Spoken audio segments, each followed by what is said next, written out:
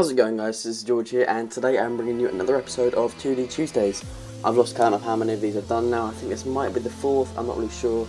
I apologise for not uploading as regularly as I said I would. It's actually my first day at proper proper job today. So I've just got back from that. I apologise if this goes up a bit late. It is 7 o'clock already. I don't see this going up anytime before 8. So I apologise for that. But anyway, let's get straight into it. This is where we left off last time. With our 2D background, nice orange, white glow, is what I like to see. So now what I'm going to be covering is flares. We're going to be covering flares and saving in this tutorial, 2 in 1, just because they're both quite quick.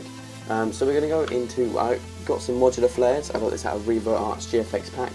I will try and find the download link and put it in the description. It might take a while, so it might not be there instantly. So we're going to go Command A, Command C to copy in. Copy the whole thing, and we're going to hit Command V just above our first copy of our third copy of Xobe art.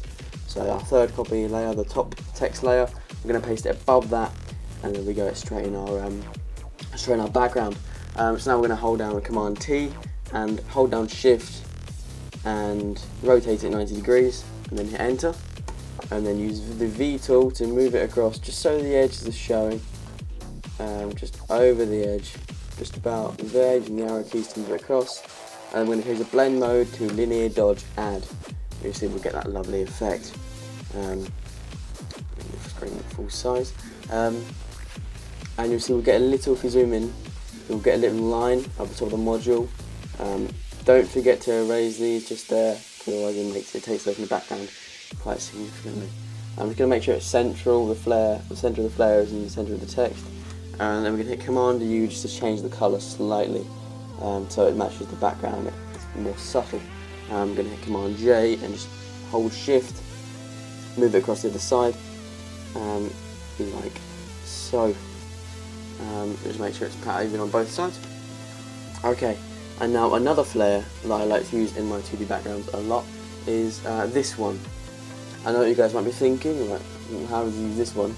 But really, it's a really nice flare, especially for partner backgrounds. You just make the banner bit about there and have the top bit off the edge of the background. But for non-partner backgrounds, this is how I do it. Command A, Command C again to copy and paste it across. Command V, and you see we'll get it there. So now what we're going to do is we're going to Command T and rotate it at 90 degrees again. Way too much. What is going on? There we go. And then hit Enter. And we're going to go to our blend mode again, linear dodge add. And we're going to move it up, move it across. What we're going to do with this flare though is we're going to zoom out, hit Command T, and we're going to make it a lot smaller. And then hit Enter when you've got about that size. And we hit Command T, and we're going to rotate it 180 degrees. So the lights are on this side.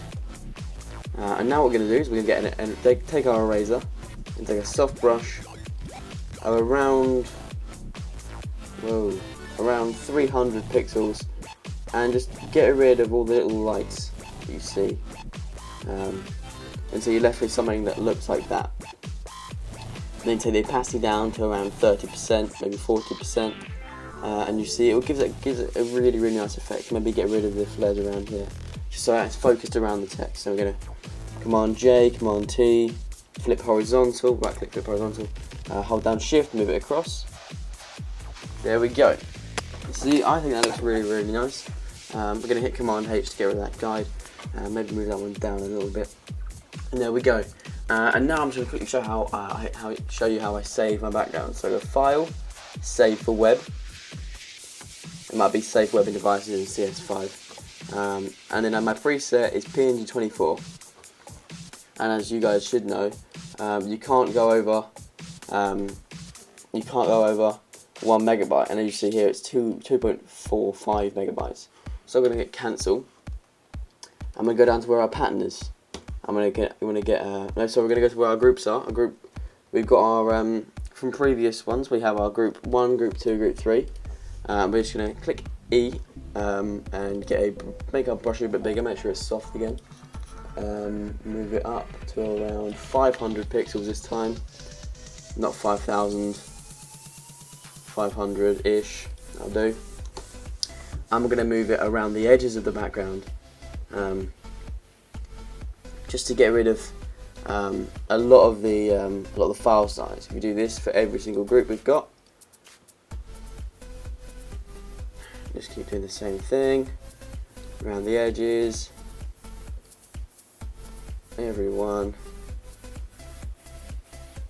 It won't take away from the background much, but it'll take down the file size a great deal. And there you have it.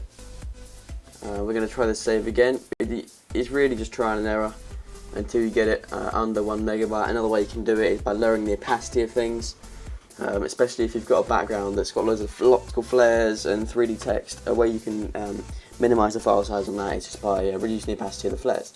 So save for web again. And it should have dramatically, yeah, see, it's almost halved the file size. Obviously you need to keep doing it, but I don't really have time to keep doing it until I get it under 1 megabyte. That pretty much shows you guys how I use flares and how I save my backgrounds. And that's pretty much it, guys. This has been George or Xobe, and I will see you guys later. Bye.